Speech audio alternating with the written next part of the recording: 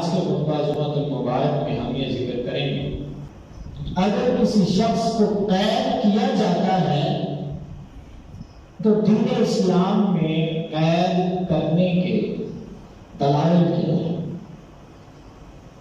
کوئی دلیل بھی ہونی چاہیے کہ جس بنا پر کسی کو قید کیا جائے۔ تو اسلام میں اللہ رب العزت کا قرآن، اللہ رب العزت فرماتے ہیں حَتَّى إِذَا أَدْخَلْتُمُوهُمْ فَشُدُّوا الْوَثَاقَ، جب جنگ ختم ہو جائے تو دوسرے جو باقی لوگ بچے ان کو قید کر لیں۔ اور اسی طرح جنگی حالات کے علاوہ جرائم پر کسی انسان کو قید کرنا، اس کی دلیل کیا ہے؟ قرآن پاک میں اللہ رب العزت نے فرمایا وَتَحْبِسُونَهُمَا مِن بَعْدِ الصَّلَاةِ فَيُقْسِمَانِ بِاللَّهِ، ان کو قید کر کے رکھو تاکہ ان کے بارے میں فیصلہ کیا جائے، ان سے قسمیں لی جائیں، ان جرائم کے بارے میں یہ صفائی پیش کر سکیں، تب تک ان کو قید کر کے رکھو۔ اور نبی علیہ السلام کے فرمان سے اور نبی علیہ السلام کی احادیث سے اس کی دلیل کیا ملتی ہے؟ بنو غفار قبیلے کے دو آدمی، ان کے بارے میں یہ بات کہی گئی کہ انہوں نے اونٹ چرائے، ان میں سے ایک شخص گرفتار ہو گیا، نبی صلی اللہ علیہ وسلم نے اسے قید کر لیا اور قید میں رکھا۔ دوسرے شخص کے بارے میں حکم جاری ہوا کہ وہ جہاں بھی ہے اسے بھی ڈھونڈ کے لایا جائے اور اسے بھی قید کیا جائے۔ اور اسی دوران وہ شخص دوبارہ جب اسے پتا چلا کہ میرے پیچھے لوگ آ رہے ہیں تو اس نے خود ہی جا کر نبی علیہ السلام کے سامنے اقرار کیا اور اونٹ واپس کر دیا۔ اور اسی طرح نبی علیہ السلام نے غزوہ خیبر کے موقع پر جب ایک شخص کے اوپر خزانہ چرانے کی کا الزام لگا تو نبی علیہ السلام نے اسے بھی قید کروایا کہ جب تک حقیقت حال معلوم نہ ہو سکے اسے قید کر کے رکھے۔ اور آگے یہ دلائل تھے کہ جس بنا پر کسی مسلمان کو بھی قید کیا جا سکتا ہے، اور قید کرنے کی صورتیں کیا ہیں، کسی مسلمان کو کس وجہ سے یا کس بنیاد پر قید کیا جا سکتا ہے، کن گناہوں کی بیس پہ۔ تو آئیے اس کی سب سے پہلی بات، مالی معاملات میں بعض مسلم قضات نے، قاضیوں نے، ججوں نے، جیسا کہ قاضی ابن شریح اور امام یوسف اور دیگر قاضیوں نے بعض دفعہ مالی معاملات کی وجہ سے بھی قید کیا ہے۔ اور اسی طرح بعض فقہاء کے نزدیک ایسے شخص کو قید کیا جا سکتا ہے کہ جو شخص کسی کی عزت اور عصمت پر حملہ کرتا ہے، ایسے شخص کو قید کرنا اور ایسے شخص کی قید میں رکھنا جائز ہے۔ اور اسی طرح ایک ایسا انسان جو حدود اور قصاص والے گناہوں کا جرم کرتا ہے، اس کو بھی قید میں رکھنا جائز ہے۔ یہ صورتیں ہیں جن صورتوں کی بنا پر کسی کو قید میں رکھ سکتے ہیں۔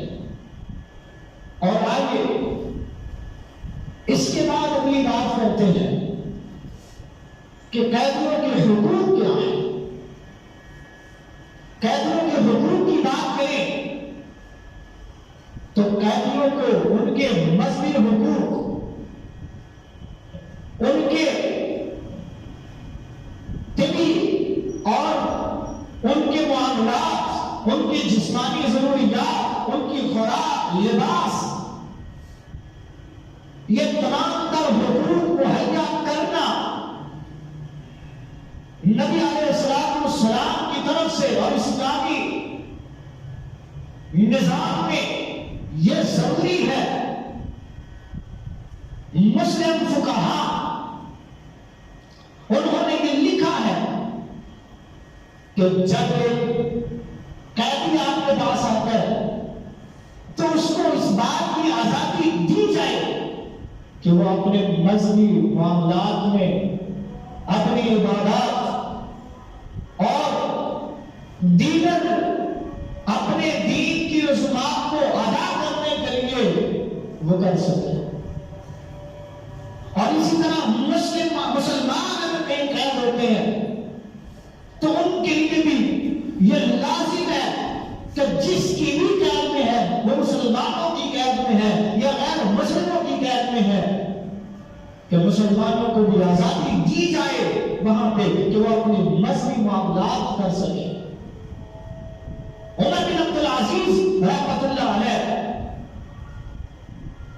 جب ان کے پاس قیدی لائے گئے مسلمان قیدیوں کو،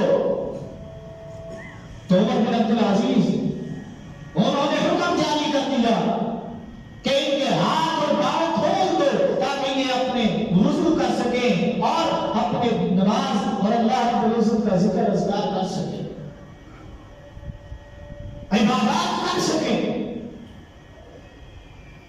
اور جمعہ وغیرہ کا انتظام کرنا، جیل میں، قید خانے میں عیدین کا انتظام کرنا یہ ضروری ہے، یہ قیدیوں کا حق ہے۔ اور امام احمد بن حنبل رحمۃ اللہ علیہ حنابلہ کا تو یہ قول بھی ہے کہ اگر عیدین اور جمعہ وغیرہ کا انتظام جیل میں، قید میں نہ ہو سکے تو ان کو بحفاظت ایسی جگہ پہ لے کے جانا جہاں وہ اپنی یہ عبادات ادا کر سکے، یہ حکومت کا فرض ہے۔ قید کرنے والے کے لیے لازم ہے کہ یہ ان سے ادا کروائے۔ اور اسی طرح جسمانی ضروریات، نبی علیہ السلام کے سامنے جب قیدی لائے گئے اور صحابہ کرام رضوان اللہ علیہم اجمعین انہوں نے نبی علیہ السلام کے احکامات کے مطابق ان کی جسمانی ضرورت کو دیکھتے ہوئے یہ لازم ہے کہ ان کو لباس مہیا کیا جائے۔ اگر سردی ہے یا گرمی ہے، موسم اور حالات کے پیش نظر، اور جو لباس ان کے جسم کے لیے موافق ہو وہ ان کو پہنانا، ان کو دینا لازم ہے۔ اور اسی طرح جسم کو اور جسمانی معاملات کو بہتر رکھنے کے لیے ان کی چہل قدمی کروانا، ان کی ورزش کروانا، ان سے کوئی نہ کوئی کام لینا کہ جس سے وہ ذہنی طور پر، جسمانی طور پر ایکٹیو رہے، یہ بھی قید خانے میں ان کا حق ہے کہ ان کی جسمانی ضرورت کو پورا کرنے کے لیے یہ معاملات ان کو مہیا کیے جائیں۔ اور طبی سہولت، عمر بن عبد العزیز رحمۃ اللہ علیہ نے اپنے دور حکومت میں یہ اعلان کر دیا ہر قید خانے میں ڈاکٹر اور اس کے مطابق ادویات مہیا کی جائے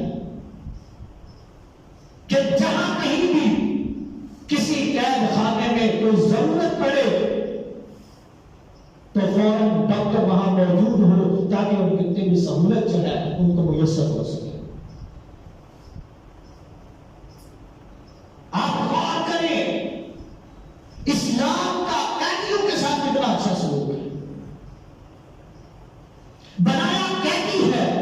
سہولیات ساری میسر کی، پھر یہیں پہ مسئلہ ان کی جسمانی ضروریات کو پورا کرنے کے لیے بعض فقہاء نے یہ بھی لکھا ہے کہ جن حضرات جیسے کچھ ایسے قیدی کہ جو لوگ جن کا ایسا جرم نہیں ہے کہ جس سے عام لوگوں کو نقصان زیادہ پہنچ سکے، ان کی جسمانی ضرورت انسان کی جیسے غذا ہے ویسے شہوت بھی ہے، اور اپنی شہوت کو پورا کرنے کے لیے ان کے لیے ملاقات ان کی زوجہ کے ساتھ کرنے کا انتظام بھی کیا جائے تاکہ مزید برائیوں سے بچا جائے، گناہوں سے بچا جائے، خرابیوں سے بچا جائے۔ اور اسی طرح سماجی حقوق، اگر ہم سماجی حقوق کی بات کرتے ہیں، معاشرے میں رہنے اور معاشرتی معاملات کی بات کرتے ہیں، تو ان کے بہت سارے معاملات لوگوں کے ساتھ میل جول اور اس معاشرے کے ساتھ جوڑنے کے لیے ان کو باہر کے حالات دریافت کروانے کے لیے یا معاملات کو بتانے کے لیے ایسے آلات مہیا کیا جا سکتے ہیں، ماں سوائے ان کے کہ جن سے نقصان ہو سکتا ہے ان کو نہیں، اور ان کو تعلیم کا اور دیگر ہنر جو ہے وہاں پہ سکھائے جائے، اور ان کے رشتے دار اقارب اگر کوئی ملنے کے لیے آتا ہے تو ملاقات بھی کروائی جائے، ملاقات کا موقع دینا، ملاقات کروانا یہ ان کا حق ہے۔ اور اسی طرح اخلاقی طور پر اگر اخلاقی امور کی بات کی جائے تو ان کے ساتھ مکمل طور پر اچھے انداز سے پیش آنا اور ان کو گناہوں اور خرابیوں سے بچانا اور ان کے لیے ایک اچھا ماحول مہیا کرنا یہ بھی ان کا حق ہے۔ ان کے حقوق کے بعد اب نبی علیہ السلام کے فراہمی کی بات کرتے ہیں۔ نبی علیہ السلام نے کس طرح ان لوگوں کے لیے ہدایات جاری فرمائی ہیں، نبی علیہ السلام نے کس طرح ان کے اوپر شفقت اور محبت قیدیوں کے ساتھ کی۔ نبی علیہ السلام کے فرامین کیا ہے؟ جب غزوہ بدر کے قیدیوں کو نبی علیہ السلام کے سامنے لایا گیا،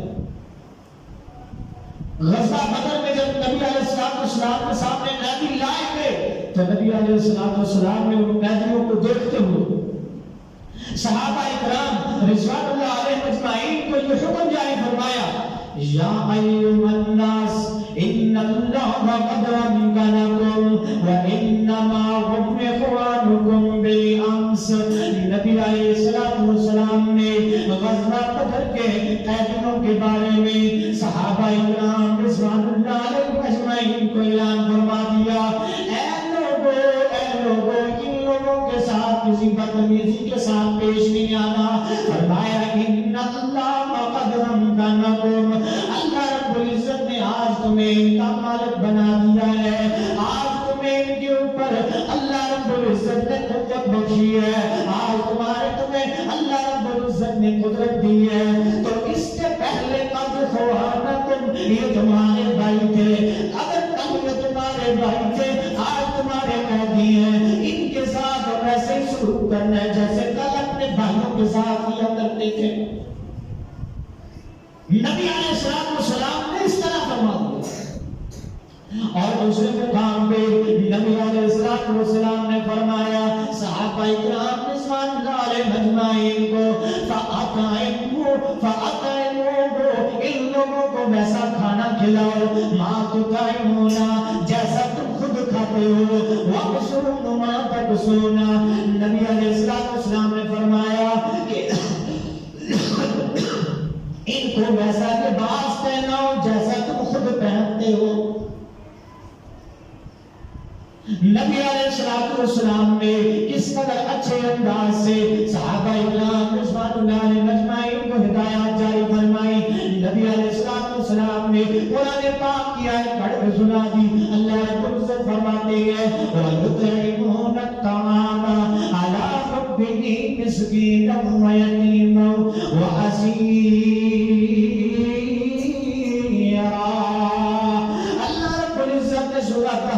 اس میں بارے میں فرمایا کہ یہ وہ لوگ ہیں ایمان والوں کی خوبیاں اسلام کی خوبیاں کیا ہیں وَيُطْعِمُونَ الطَّعَامَ عَلَىٰ حُبِّهِ مِسْكِينًا ایمان والے جو ہے وہ کھانا کھلاتے ہیں کھانے کی محبت کھانے کی طلب خود اپنے آپ کو بھی ہے بھوک خود کو بھی ہے لیکن اپنی بھوک کو برداشت کرتے ہوئے وَيُطْعِمُونَ الطَّعَامَ عَلَىٰ حُبِّهِ مِسْكِينًا وَيَتِيمًا وَأَسِيرًا مسکین کو بھی کھانا کھلاتے ہیں یتیم کو بھی کھانا کھلاتے ہیں اور اسیر یعنی قیدیوں کو بھی کھانا کھلاتے ہیں. حضرات غور کرنا یہاں پہ ان کے میں ایک واقعہ سنانا چاہتا ہوں. سیدہ فاطمہ رضی اللہ تعالیٰ عنہا نبی علیہ السلام کی وقت جگر ہے نبی علیہ السلام کی تربیت یافتہ ہے نبی علیہ السلام کی تعلیم یافتہ. سیدہ فاطمہ ایک دن بیٹھی ہے بیٹھے ہوئے اللہ رب العزت کی طرف سے جو اللہ نے غذا مہیا کی ہے وہ کھانے لگی ہے. بیٹے پاس بیٹھے ہیں حسن بیٹھے ہیں حسین بیٹھے ہیں نبی علیہ السلام کے نواسے بیٹھے ہیں. سیدہ فاطمہ ابھی کھانا شروع کرنے لگی ہے دروازہ نوک ہوتا ہے پتہ چلتا ہے پوچھا گیا کون آیا ہے. پوچھے جانے کے بعد بتایا گیا کہ ایک ابھی مسکین ہے کہ جو آیا کھانا مانگ رہا ہے کھانا دے دیا. حضرات جو کرنا پھر کھانا کھانے لگے تو پھر ایک یتیم آ گیا یتیم کو بھی کھانا دے دیا. پھر کھانا کھانے لگے ہیں تو پھر کیا ہوتا ہے پھر ایک قیدی آ گیا قیدی کو کھانا کھلانا ہے قیدی کے لیے کھانا دے دے. سیدہ فاطمہ نے قیدی کے لیے کھانا دے دیا. اب اپنے پاس کچھ بھی نہیں بچا. رات کا لمحہ گزر گیا صبح ہوتی ہے. اللہ رب العزت اپنے نبی جناب محمد صلی اللہ علیہ وسلم پر وحی کا نزول فرماتے ہیں. اللہ فرماتے ہیں وَيُطْعِمُونَ الطَّعَامَ عَلَىٰ حُبِّهِ مِسْكِينًا وَيَتِيمًا وَأَسِيرًا. اسی ترتیب سے اللہ رب العزت نے اپنے قرآن میں نازل کر دیا مسکینا ویتیما واسیرا. اللہ رب العزت نے نازل فرما دیا. پھر فرمایا انما نطعمکم لوجه اللہ لا نريد منکم جزاء ولا شکورا انا نخاف من ربنا یوما عبوسا قمطریرا. اللہ رب العزت نے جب یہ وحی کا نزول فرمایا نبی علیہ السلام نے صحابہ اکرام رضوان اللہ علیہ مجمعین کو پڑھ کے سنا دیا. فرمایا یہ وہ لوگ ہیں اللہ رب العزت نے یہ بڑا پسند کر لیا ہے. انما نطعمکم لوجه اللہ لا نريد منکم جزاء ولا شکورا. ان کا کھانا کھلانے کا مقصد صرف یہ ہے کہ اپنے رب کی رضا چاہتے ہیں. تو بتا دیجئے ان کا رب ان سے راضی ہو گیا. قیدیوں کو کھانا کھلانا قیدیوں کی ضروریات پوری کرنا قیدیوں کے ساتھ حسن سلوک کرنا قیدیوں کے ساتھ اچھے معاملات کرنا قیدیوں کو لباس پہنانا اللہ کا حکم ہے. نبی پاک سے سب کا حکم. اسلام کی یہ اسلام کا حسن ہے کہ کس طرح اسلام میں مسلمانوں نے قیدیوں کے ساتھ اچھا سلوک کیا. لیکن اگر ہم اپنے معاشرے میں دیکھتے ہیں اب اگر ان کی قید میں کوئی مسلمان آ جاتا ہے تو کیا ہوتا ہے؟ نبی علیہ السلام نے قیدیوں کے بارے میں اپنے صحابہ کو فرما دیا استوصوا بالاسارى خیرا، لوگوں میں آپ کو یہ وصیت کرتا ہوں، میں آپ کو یہ بات کہتا ہوں کہ قیدیوں کے ساتھ اچھا سلوک کرنا میں وصیت کرتا ہوں۔ استوصوا بالاسارى خیرا، قیدیوں کے ساتھ اچھا سلوک کرنا، اللہ کا توجہ کرنا۔ نبی علیہ السلام نے غزوہ بدر کے قیدیوں کو دیکھا، ایک قیدی کے ہاتھ بہت زور سے باندھے ہوئے تھے، بہت زور سے باندھے ہوئے تھے۔ نبی علیہ السلام نے اپنے کانوں سے اس کے کراہنے کی آواز سنی۔ نبی علیہ السلام نکلے اور صحابہ کو حکم دیا، اے میرے صحابہ، اس کے ہاتھ کھول دو، بڑی اذیت میں ہے۔ نبی صلی اللہ علیہ وسلم اسلام قیدیوں کے ساتھ بھی اچھا سلوک ہے، اور ہمارے یہاں تو قیدیوں کے ساتھ اتنا برا سلوک کیا جاتا ہے کہ ذہنی طور پر مفروض کر دیا جاتا ہے۔ انسان کے کبھی جناب ناخن کھینچے جا رہے ہیں، کبھی جسم کے اوپر الیکٹرک شاک لگائے جا رہے ہیں، کبھی کسی طرح سے اس سے اذیت کی جا رہی ہے، کبھی کسی طرح سے اذیت کی جا رہی ہے، کے ساتھ کبھی کس طرح سے، اور مسلمان مجاہدین کے ساتھ کس طرح سے برا سلوک کیا جا رہا ہے۔ کون پوچھنے والا ہے ان سے؟ کون کہنے والا ہے؟ اپنے آپ کو مہذب کہلانے والے اب کہاں ان کی تہذیب چلی گئی، اب کہاں ان کے فرامین چلے گئے؟ اپنے آپ کو عیسائی کہلانے والے حضرت عیسیٰ علیہ السلام کی تعلیمات تو یہ تھی کہ حضرت عیسیٰ علیہ السلام ان کے ماننے والوں کے لیے یہ تعلیم ہے، اگر ان کو کوئی اذیت کو تکلیف پہنچاتا ہے اس کا بدلہ نہیں لینا، اگر ایک طرف کوئی تھپڑ مارتا ہے تو دوسری سائڈ خود اس کے آگے کر دینی ہے، ادھر بھی مار لو، یعنی بدلہ نہیں لینا، اسے ڈرنا نہیں ہے۔ اور یہاں پہ کیا ہے؟ اپنے آپ کو عیسائی کہلانے والے، اپنے آپ کو صلیبی کہلانے والے، اپنے آپ کو حضرت عیسیٰ علیہ السلام کے تابعدار کہلانے والے مسلمانوں کے ساتھ کتنا ظلم کرتے ہیں۔ ایسی ایسی جیل اور ایسے ایسے قید خانے نبی علیہ السلام نے تو فرمایا تھا کہ ان کے ہاتھ بھی کھول دو، وہاں پہ صرف ہاتھوں کی اذیت کا معاملہ تھا، یہاں پہ تو یہ ہوتا ہے کہ اٹھنے بیٹھنے میں بھی تکلیف ہے۔ ایسی جگہ پہ بند کیا جاتا ہے جہاں پہ ایک انسان اگر لیٹا ہے تو لیٹا ہی رہے، بیٹھا ہے تو بیٹھا ہی رہے، اگر کھڑا ہے تو کھڑا ہی رہے۔ اس کا وہاں پہ سارے معاملات اس کے وہاں پہ ہی ہے، بدبودار معاملات، اتنی اذیتناک معاملات کیے جاتے ہیں۔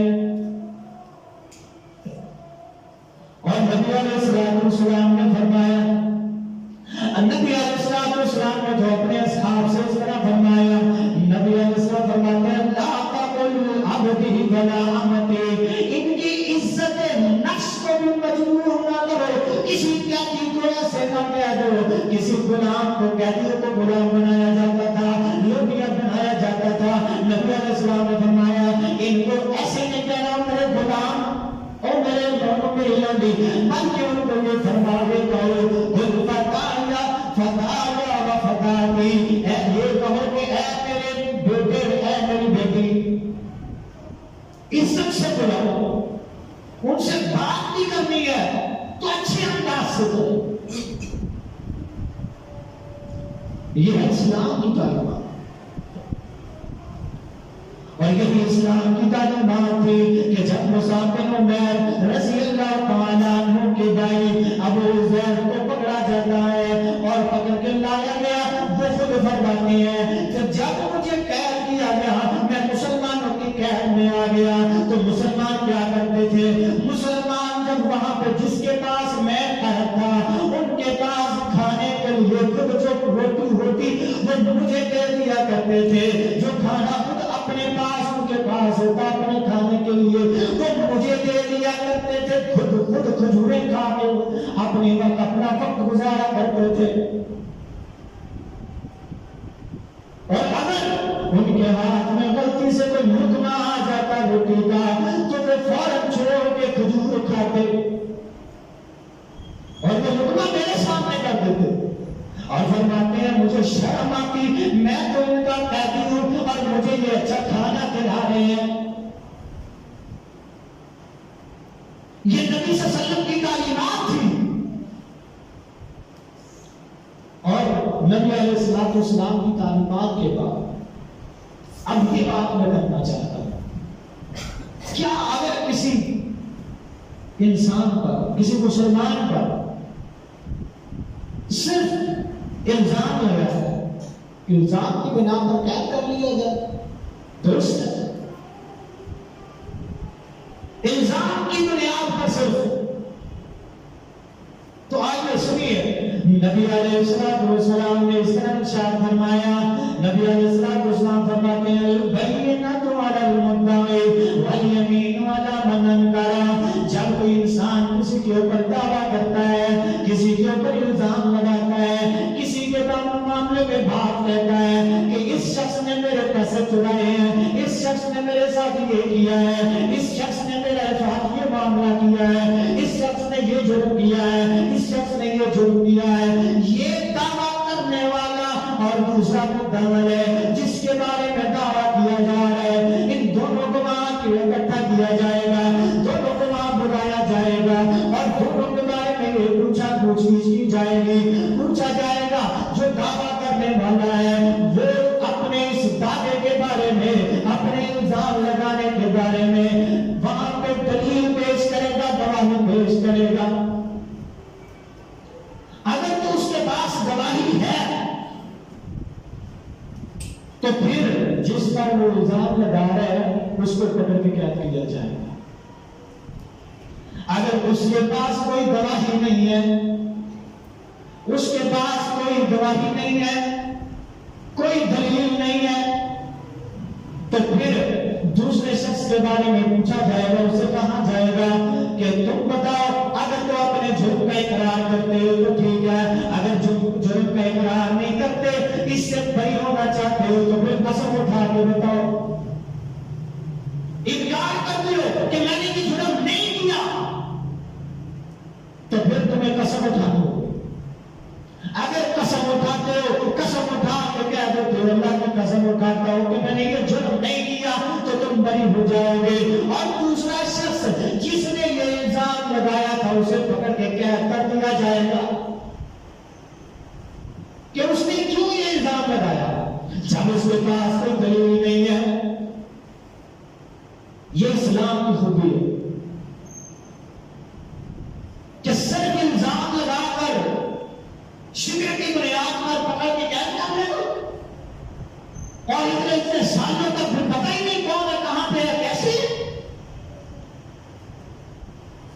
قاضی شریح ان کے پاس ایک مقدمہ آ گیا، اسی طرح قاضی شریح نے دونوں کے بارے میں پوچھا، ان دونوں کو پوچھنے کے بعد جب پتہ چلا کہ والیمین علی من انکر، جس کے بارے میں الزام لگایا جا رہا ہے، اس سے پوچھا ہاں پھر بتاؤ تم اس کے الزام کے بارے میں کیا کہتے ہو، کیا اقرار کرتے ہو اپنے جرم کا یا نہیں انکار کرتے ہو؟ وہ کہنے لگا میں انکار کرتا ہوں۔ فرماتے ہیں قاضی صاحب فرماتے ہیں پھر قسم اٹھا کے بتاؤ، اگر تم قسم اٹھاتے ہو تو بری ہو۔ وہ قسم اٹھاتے ہیں اور قسم اٹھانے کے بعد قاضی صاحب اسے آزاد کر دیتے ہیں اور دوسرے کو قید کر دیتے ہیں۔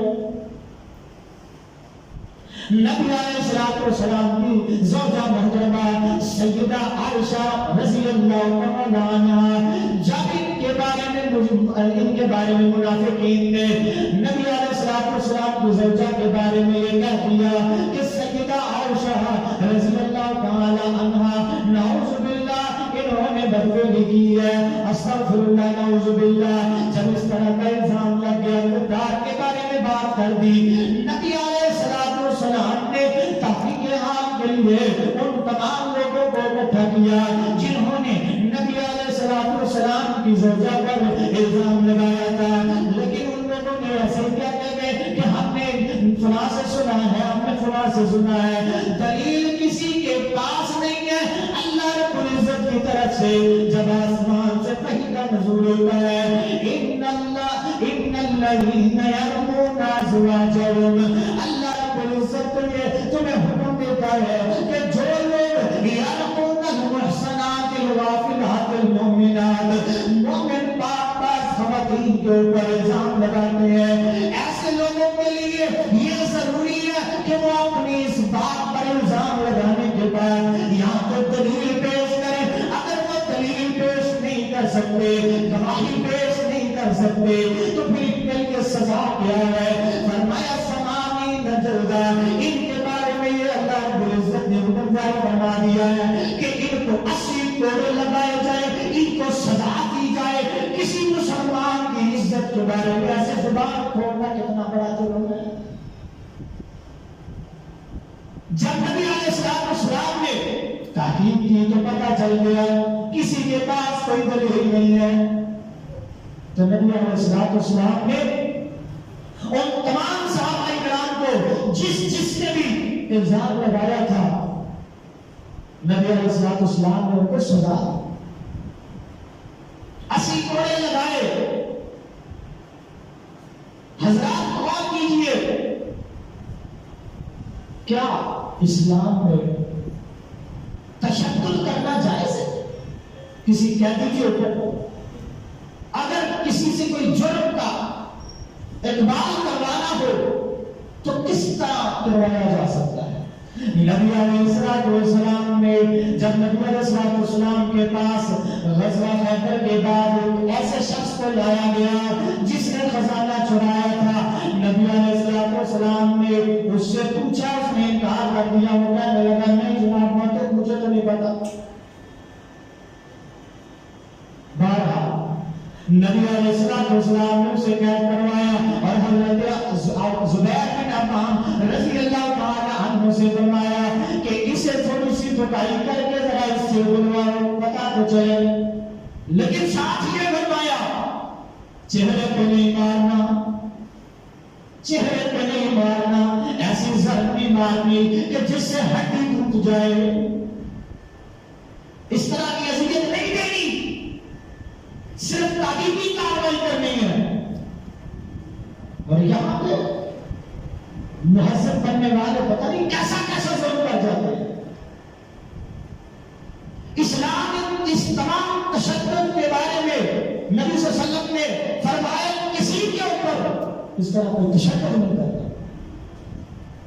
हत्ता कि ख़वातीन के बारे में नबी अलैहिस्सलाम के सामने कुछ ख़वातीन लाई गई, उनके छोटे छोटे बच्चे थे। नबी अलैहिस्सलाम ने फरमाया इनके बच्चों को इनसे अलग न किया जाए, इनके बच्चे वापस दे दिए जाए।